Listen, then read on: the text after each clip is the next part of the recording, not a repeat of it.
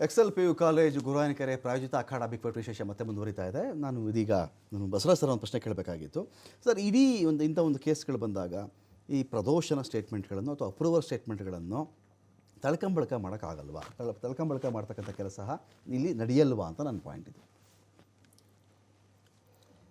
ಇದಕ್ಕೆ ಅದು ಮಾಡಬಾರ್ದಂತ ಉದ್ದೇಶದಿಂದನೇ ಅವರು ಮ್ಯಾಜಿಸ್ಟ್ರೇಟ್ರು ಅಥವಾ ಜಡ್ಜ್ಗಳು ಅವನಿಗೆ ಪ್ರದೋಷನ ಕ್ರೆಡಿಬಿಲಿಟಿಯನ್ನು ಅಟ್ಯಾಕ್ ಮಾಡ್ತಾರಾ ಮಾಡಲ್ವಾ ನಾನು ಕೇಳ್ತೇನೆ. ಪ್ರದೋಷನ ಮಾತಿನ ಸತ್ಯಾಸತ್ಯತೆಯನ್ನು ದಾಳಿಗೆ ಒಳಪಡಿಸಲ್ವಾ? ಕೇಳಲ್ವಾ? ಖಂಡಿತವಾಗಿಯೂ ಅವನು. ಯಾಕೆ ಅಂದರೆ ನೀವು ಆಗಲೇ ಒಂದು ಮಾತು ಹೇಳ್ತಾ ಇದ್ರಿ, ಏನಂದರೆ ನೋಡಿ ಸರ್, ಇದರಲ್ಲಿ ಒಬ್ಬ ಪ್ರದೋಷ ಎದ್ದು ನಿಂತ್ಕೊಂಡ ಅಂದರೆ, ಈಗ ಬಿಡಿ ವಿನಯ್ ವಿಧಾನಲ್ಲಿ, ಇನ್ನೊಂದು ಕಡೆ ರವಿಶಂಕರ್ ಇದ್ದಾರೆ, ಈ 3 ಜನ ಬಿಟ್ಬಿಟ್ಟು ಉಳಿದ ಕಡೆ ಯಾರ್ಯಾರು ಅಡ್ವೊಕೇಟ್ ಇದ್ದಾರೋ ಅಷ್ಟೂ ಜನ ಅಡ್ವೊಕೇಟ್ ಎದ್ದು ನಿಂತ್ಕೋತಾರೆ. ಖಂಡಿತವಾಗಿಯೂ ಇವು 3ರಿಂದ ಇನ್ನೆಲ್ಲರಿಗೂ ಹೋಗ್ಬಿಡ್ತಾರೆ ಇಲ್ಲಿ ಪಾಸಿಗೆ ಅಂತ. ನೋಡಿ, ಈ ಒಂದು ಶಿಕ್ಷೆ ಆಗುತ್ತೆ. ಅಪ್ರೂವರ್ ಇದರಲ್ಲಿ ಏನಂದ್ರೆ, ನಮ್ಮ ವಕೀಲರು ಹೇಳ್ದಂಗೆ ನಾವು ಚಾರ್ಜ್ ಶೀಟ್ ಮಾಡ್ತೀವಿ. ಮೊದಲು ಇಂತಿಂತವ್ರು ಸೇರಿ ಕೊಲೆ ಮಾಡಿದ್ದಾರೆ, ಅದನ್ನ ಚಾರ್ಜ್ ಶೀಟ್ ಪ್ರಕಾರ ಕೋರ್ಟಿಗೆ ಸಬ್ಮಿಟ್ ಮಾಡ್ತೀವಿ. ಕೋರ್ಟ್ನವರು ಅವ್ರು ಮತ್ತೆ ನಮ್ಮ ಚಾರ್ಜ್ ಶೀಟ್ ಮೇಲೆ ಚಾರ್ಜ್ಗಳನ್ನು ಫ್ರೇಮ್ ಮಾಡ್ತಾರೆ.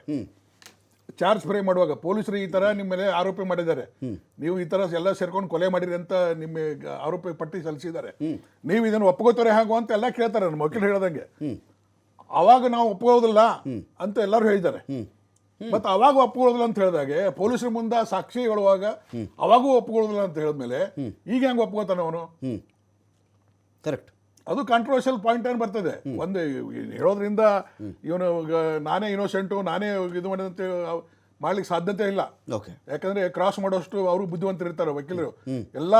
ಅಲ್ಲಿ ಬರೇ ನಮ್ಮ ಮುಂದೆ ಹೇಳಿಕೆ ಅಲ್ಲದೆ ಸ್ಟೇಟ್ಮೆಂಟು ಕೊಟ್ಟಿದ್ದಾನೆ 27 ಎವಿಡೆನ್ಸ್ ಆಕ್ಟ್ ಪ್ರಕಾರ. ಸೊ ಅದು ಸದ ಕನ್ಸಿಡರ್ ಮಾಡ್ಬೇಕಾಗ್ತದೆ. ಮತ್ತು ಅವನು ಏನು ಇದರಲ್ಲಿ ಕೆಲವೊಂದು ಮಾಹಿತಿಗಳನ್ನ ಎಕ್ಸ್ಟ್ರಾ ಹೇಳಿದ್ದಾನೆ. ಈಗ ಇದರಲ್ಲಿ ಅದು ತನಿಖೆಯಲ್ಲಿ ಬಂದಿದೆಯೋ ಇಲ್ಲ ಗೊತ್ತಿಲ್ಲ. ತನಿಖೆಯಲ್ಲಿ ಏನದು ವೈರ್ಲಿಂದ ಹೊಡೆದಿದ್ದು ಅಥವಾ ಉಳಿದು ಏನೋ ಕೆಲವೊಂದು ಹೊಸ ಐಟಮ್ಗಳು ಹೇಳಿದ್ದಾನೆ. ಅದು ಕೋರ್ಟ್ನವರು ಡೈರೆಕ್ಷನ್ ಕೊಡಬಹುದು. ಅದನ್ನು ಪೊಲೀಸರಿಗೆ ಮತ್ತೆ ಅದನ್ನು ಪಂಚನಾಮ ಮಾಡಿ ಅವನು ಎಲ್ಲೆಲ್ಲಿ ಜಾಗ ತೋರಿಸ್ತಾನೆ ಅದು ಮಾಡಿ ಮತ್ತೆ ರಿಕವರಿ ಮಾಡಿ ಹಾಜರು ಮಾಡಿಸಿ ಅಂತ ಹೇಳಿ ಡೈರೆಕ್ಷನ್ ಕೊಡಬಹುದು. ಆ ಪ್ರಕಾರ ಮತ್ತೆ ಅದನ್ನು ರಿಕವರಿ ಮಾಡಿ ಹಾಜರು ಮಾಡಬಹುದು. ಸೊ ಇವೆಲ್ಲ ಒಂದಕ್ಕೊಂದು ಟ್ಯಾಲಿ ಮಾಡಿ ನೋಡ್ತಾರೆ. ಹಿಂದಿನ ಇನ್ವೆಸ್ಟಿಗೇಷನ್, ನಮ್ಮ ಇದ್ರ ಟೆಕ್ನಿಕಲ್ ಆಗಿ ಏನ್ ನಾವು ಎವಿಡೆನ್ಸ್ ಕಲೆಕ್ಟ್ ಮಾಡಿದ್ವಿ, ಇದಕ್ಕೆ ಎಲ್ಲಾ ಸಾಕ್ಷಿಗಳಿಗೆ ಇವನು ಹೇಳುವಂತ ಸಾಕ್ಷಿ ಹೊಂದಾಣಿಕೆ ಆಗ್ತದೋ ಇಲ್ಲೋ ಅಂತಾನು ಪರಿಶೀಲನೆ ಮಾಡ್ತಾರೆ. ಪರಿಶೀಲನೆ ಮಾಡಿ ಅವಾಗ ಜಡ್ಜ್ ಇದು ಮಾಡ್ತಾರೆ, ಇವನು ನಿಜ ಹೇಳ್ತಾನೋ ಸುಳ್ಳು ಹೇಳ್ತಾನೋದು ಜಡ್ಜ್ ಅವ್ರಿಗೆ ಗೊತ್ತಾಗ್ತದೆ. ಅವಾಗ ಅವ್ರು ಅದನ್ನ ಬಿಲೀವ್ ಮಾಡ್ತಾರೆ ಅಥವಾ ರಿಜೆಕ್ಟ್ ಮಾಡಬಹುದು. ಇವನು ಹೇಳಿದ್ದ ಇದು ಅಂತ ಕನ್ಸಿಡರ್ ಮಾಡ್ಬೇಕಂತೇನಿಲ್ಲ. ನಾನು ಮೂರ್ತಿ ಸರ್ ಒಂದು ಪ್ರಶ್ನೆ ಕೇಳ್ತೀನಿ ಸರ್. ಈಗ 2 ವಿಚಾರ. ಒಂದು 17 ಜನರ ಗುಂಪು ಅಥವಾ 14 ಜನರ ಗುಂಪು ಒಬ್ಬ ಮನುಷ್ಯನನ್ನು ಕಾಡು ಕರ್ಕೊಂಡು ಹೋಗ್ಬಿಟ್ಟು ಸಾಯಿಸ್ಬಿಡ್ತಾರೆ. ಕಾಡು, ಯಾವ ನರ ಮನುಷ್ಯರಿಲ್ಲ, ಯಾರೂ ಇಲ್ಲ. 14 ಜನ ಉಂಟು, ಸತ್ತೋದನೊಬ್ಬ ಉಂಟು, ಸಾಯಿಸ್ಬಿಡ್ತಾರೆ ಸರ್. ಯಾವ ವಿಟ್ನೆಸ್ಸು ಇಲ್ಲ. ವಿಟ್ನೆಸ್ ನಾವು ಏನು ಕೇಳ್ಕೊಬೋದು ಅಂದರೆ, ಹೌದು ಸ್ವಾಮಿ ಬಸ್ಸಲ್ಲೇನೋ ಹತ್ತದಂಗಿದ್ರು. ಈ ಲಾಸ್ಟ್ ಸೀನ್ ಥಿಯರಿ ಅಂತ ಒಂದಿದೆ.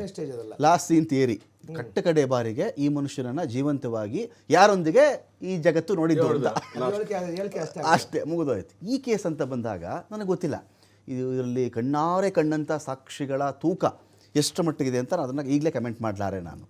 ಈಗ ಶೆಡ್ ಒಳಗಡೆ ಕರ್ಕೊಂಡು ಹೋಗಿದ್ದಾರೆ, ಹೊಡೆದಿದ್ದಾರೆ, ಸಾಯಿಸಿದ್ದಾರೆ. A1 ನೋಡಿದ್ನೋ, A2ನೋ, A15ನೋ, A13ನೋ, 12, 11ನೋ ಬೇರೆ ವಿಚಾರ.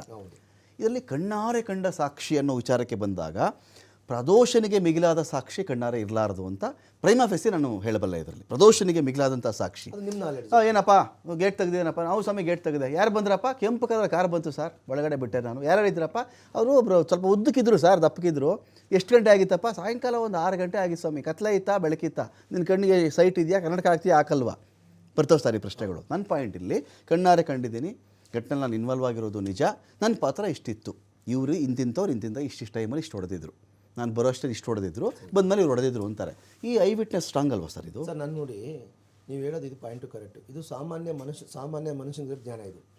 ಆದರೆ ಒಬ್ಬ ವಕೀಲರಿಗೆ, ಒಬ್ಬ ಪೊಲೀಸರು, ಒಬ್ಬ ನ್ಯಾಯಾಧೀಶರಿಗೆ ಜ್ಞಾನ ಇದೆಯಲ್ಲ, ಇದನ್ನು ಯಾವ ರೀತಿ ನಾವು ಯೂಸ್ ಮಾಡ್ಕೊತೀವಿ ಅಂದರೆ, ನೋಡಿ ಸರ್, ಈಗ ಯಾವ ಸಾಕ್ಷಿ ಯಾವ ವಿಚಾರ ಹೇಳಿದ್ದಾನೆ. ಈಗ ನೋಡಿ, ಫಾರ್ ಎಕ್ಸಾಂಪಲ್, ಈಗ ರೇಣುಕಾ ಸ್ವಾಮಿ ಕಿಡ್ನಾಪ್ ಆಯಿತು, ನೋಡಿದ ಸಾಕ್ಷಿ ಬೇಕಲ್ಲ ಸರ್ ಫಸ್ಟು.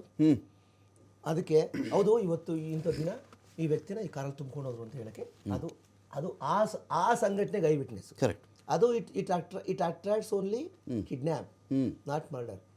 ಓಕೆ. ಕಿಡ್ನ್ಯಾಪ್. ಆಮೇಲೆ ವೆಪನ್ಗಳು, ಹೊಡೆಯೋದಕ್ಕೆ ವೆಪನ್ ಯೂಸ್ ಮಾಡಿದ್ರ ಅಥವಾ ಬೇರೆ ಏನೋ ಎಲೆಕ್ಟ್ರಿಕ್ ಏನು ಆಬ್ಜೆಕ್ಟ್ ಏನು ಯೂಸ್ ಮಾಡೋದು ಸರ್? ನೀವು ಪ್ರಾಪರ್ಟಿ ಅಂತ ಕರಿತೀರಾ ನಿಮ್ಮ ಸಿನಿಮಾ ಸ್ಟೈಲೋ ಅಥವಾ ನಿಮ್ಮ ಸ್ಟುಡಿಯೋಸಲ್ಲಿ ಪ್ರಾಪರ್ಟೀಸ್ ಅಂತ ಕರಿತೀರಾ. ನಮ್ಮಲ್ಲೂ ಅದೇ ಪ್ರಾಪರ್ಟೀಸ್, ಆಬ್ಜೆಕ್ಟ್ಸು ಪ್ರಾಪರ್ಟೀಸು. ಅದರಲ್ಲಿ ಯಾರನ್ನ ಏನಕ್ಕೆ ಬಳಕೆ ಮಾಡಿದ್ರು?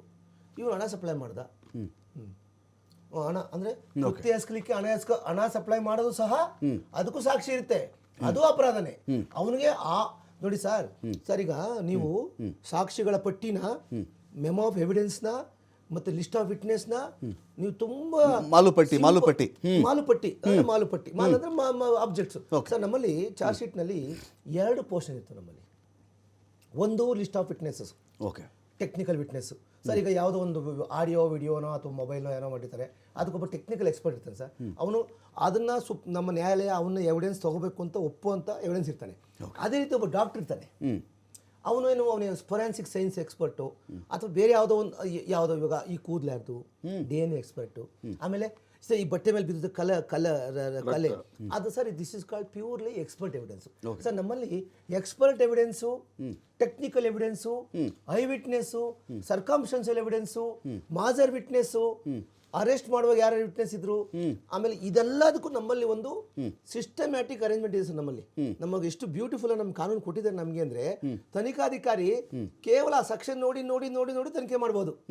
ಈ ತರ ಇದ್ದಾಗ ಸರ್ ಓಕೆ, ಪ್ರದೋಷ್ದು ರೋಲ್ ಏನು ಅಂತ ಅಲ್ಲಿ ನಿಮಗೂ ನಮ್ಗಿಬ್ಬರು ಗೊತ್ತಿಲ್ಲ.